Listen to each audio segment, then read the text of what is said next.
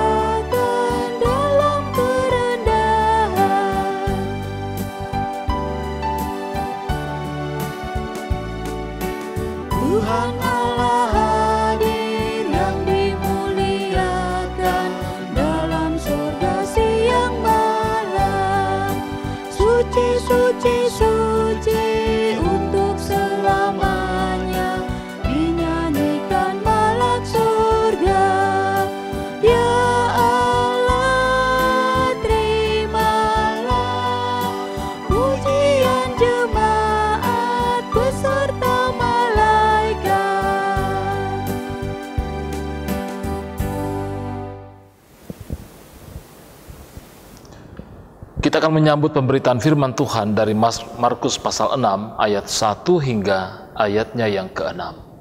Mari kita berdoa. Bapa kami yang ada di dalam sorga, dengan segala kerendahan hati dan dengan penuh syukur kami datang kepadamu. Terima kasih malam ini kami boleh sehati dalam doa. Dan saat ini kami akan membaca dan merenungkan akan firman-Mu Tuhan. Tuntun sertai kami ya Roh Kudus dalam memahami kebenaran-kebenaran firman-Mu. Berkati hamba-Mu dalam memberitakannya seturut dengan kehendak-Mu. Dan ampunilah kami dari segala salah dan dosa kami.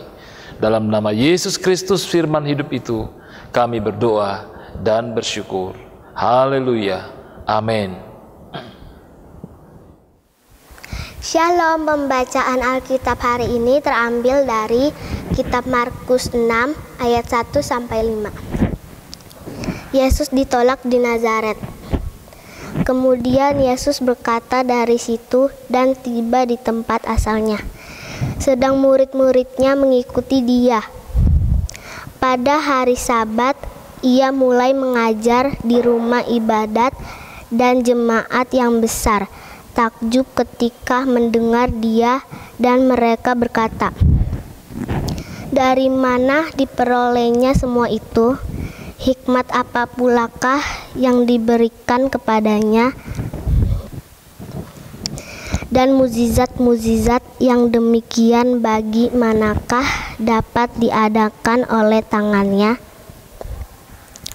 Bukankah Ia ini tukang kayu, anak Maria, saudara Yakobus, Yoses, Yudas, dan Simon? Dan bukankah saudara-saudaranya yang perempuan ada bersama kita?" Lalu mereka kecewa dan menolak Dia. Maka Yesus berkata kepada mereka, Seorang nabi dihormati di mana-mana kecuali di tempat asalnya sendiri, di antara kaum keluarganya dan di rumahnya. Ia tidak dapat mengadakan satu mukjizat pun di sana, kecuali menyembuhkan beberapa orang sakit dengan meletakkan tangannya atas mereka. Sekian firman Tuhan. Amin. Menerima Kristus dengan benar adalah tema renungan kita pada malam hari ini. Bapak, Ibu, saudara-saudara yang kekasih dalam Tuhan Yesus Kristus, berangkat dari tema ini, kita mungkin bertanya, apakah selama ini saya tidak menerima Kristus dengan benar dalam kehidupan saya? Sebagai orang yang percaya, saya adalah orang yang selalu rajin berdoa kepada Tuhan, rajin bersekutu kepada Tuhan, rajin menaikkan pujian dan sembah kepada Tuhan. Namun adakah mungkin hal-hal dalam kehidupan kita yang mungkin adalah sebuah keadaan dan kondisi, sikap yang secara tidak langsung kita menolak Yesus? Saudara-saudara yang kekasih, dalam pembacaan kita tadi kita menjumpai Yesus kembali ke tempat asalnya, Nazaret, kampung halamannya. Ia datang dengan identitas baru, yaitu sebagai seorang guru. Kehadirannya mempunyai makna sekadar pulang kampung biasa.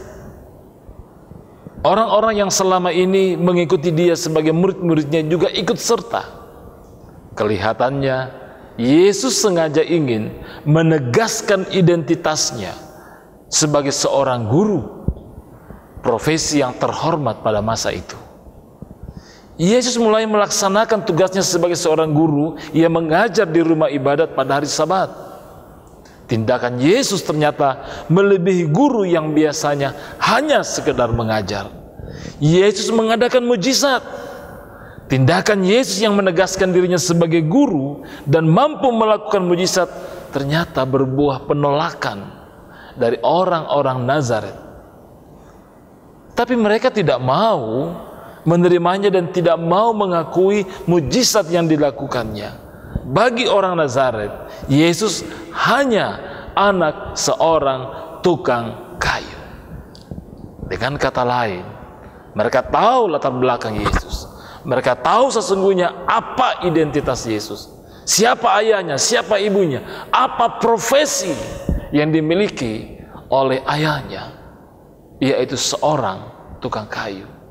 Bagaimana mungkin seorang anak tukang kayu bisa melakukan pengajaran yang begitu luar biasa, bahkan mujizat-mujizat yang dilakukannya bagi banyak orang?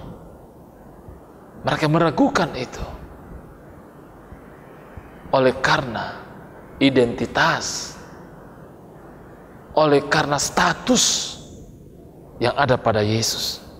Nah, saudara-saudara, menanggapi penolakan itu, Yesus menyikapinya dengan rendah hati. Ia tidak memaksakan kehendaknya. Ia menyadari betapa susahnya diterima sebagai seorang nabi oleh orang-orang di tempatnya sendiri, di kampung halamannya sendiri. Yesus agaknya heran karena mereka belum juga percaya kepadanya meskipun banyak tanda yang dinyatakan olehnya. Namun demikian, Yesus tidak memaksakan kehendaknya. Saudara-saudara, dengan berbagai kelemahan manusiawi kita, memang tidak mudah bagi kita memahami karya Allah di dalam Yesus. Manusia sering salah mengartikannya karena mengandalkan kekuatannya yang terbatas. Untuk itu, kita perlu memohon hati yang jernih untuk memahami karya kasih Allah di dalam Kristus untuk kehidupan kita. Mungkin dalam hidup ini juga banyak hal yang kita minta Tuhan dapat buat menurut mau dan kehendak kita.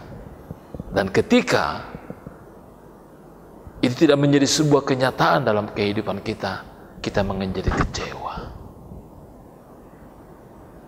Penolakan kita terhadap Yesus mungkin secara tidak langsung, tapi mungkin sikap kita selama ini, keadaan kita justru bisa menjadi kesan bahwa kita mungkin menolak Yesus. Kita tidak mau lagi aktif dalam ibadah, aktif dalam persekutuan. Kita tidak mau lagi aktif dalam kegiatan-kegiatan pelayanan kita. Bukankah ini salah satu bagian bahwa jangan-jangan kita kecewa? Mungkin secara tidak langsung kita menolak Yesus, tapi kekecewaan yang digambarkan dengan sikap yang demikian mudah-mudahan tidak mengarahkan kita kepada sebuah penolakan.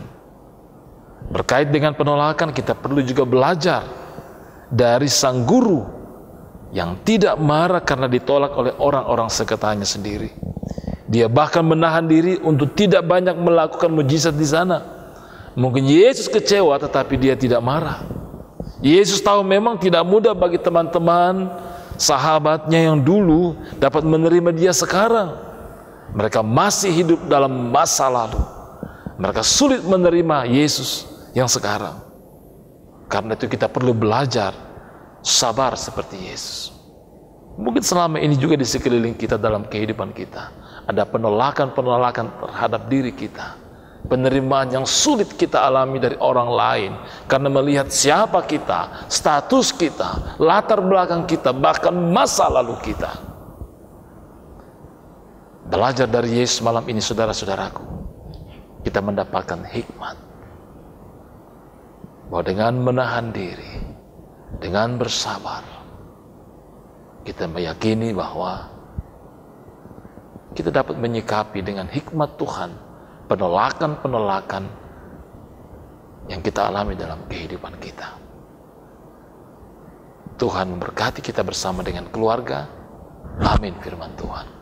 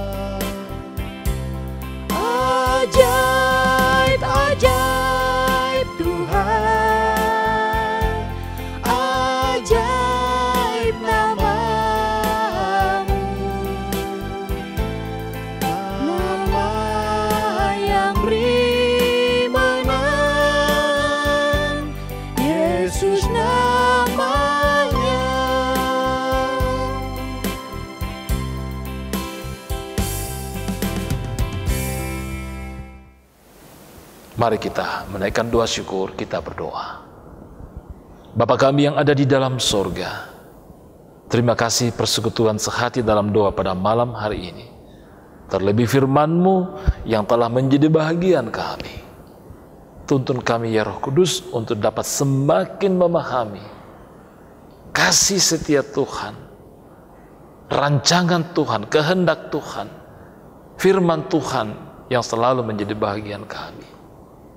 Kami boleh belajar dengan Yesus untuk bagaimana menyikapi setiap penolakan-penolakan yang juga terjadi dalam kehidupan kami. Mungkin karena iman kami kepada Tuhan, atau hal-hal lain yang membuat manusia menilai kami dengan melihat latar belakang kami, status kami. Tapi kami percaya Tuhan memberikan kekuatan bagi kami untuk menghadapi semuanya itu. Berkati kami ya Tuhan dalam kehidupan kami masing-masing. Berkati kami di tengah-tengah kehidupan keluarga, rumah tangga. Berkati istri, suami, anak-anak kekasih. Berkati orang tua kami, para lansia, dalam menjalani usia indah kehidupan mereka. Berkati saudara-saudara kami di tengah-tengah berbagai pergumulan-pergumulan mereka, kelemahan dan sakit mereka. Anugerahkan iman, pengharapan, bahkan sukacita di tengah-tengah hidup dan kehidupan ini. Berkati kami dalam waktu istirahat tidur malam ini. Berkati kami Tuhan dalam berbagai harapan dan kerinduan kami. Ampuni kami dari segala salah dan dosa kami ya Tuhan. Kami datang di dalam nama Yesus Kristus, yang itulah Tuhan dan Juru Selamat kami yang hidup, yang sudah mengajar kami berdoa. Bapa kami yang di sorga, dikuduskanlah namamu, datanglah kerajaanmu, jadilah kehendak-Mu di bumi seperti di sorga. Berikanlah kami pada hari ini makanan kami yang secukupnya, dan ampunilah kami akan kesalahan kami, seperti kami juga mengampuni orang bersalah kepada kami. Dan janganlah bawa kami ke dalam pencobaan, tetapi lepaskanlah kami daripada yang jahat, karena Engkau yang punya kerajaan, dan kuasa, dan kemuliaan, sampai selama-lamanya. Amin. Demikian sehati dalam doa pada malam hari ini. Terima kasih untuk kebersama-samaan kita malam ini Bapak Ibu Saudara-saudara. Mari kita pergi ke dalam kehidupan kita selanjutnya dengan kasih dan berkat yang daripada Tuhan yang melampaui akal itu. Tetap semangat dan sukacita dalam menjalani kehidupan ini. Salam sehat, shalom, dan bongi melo.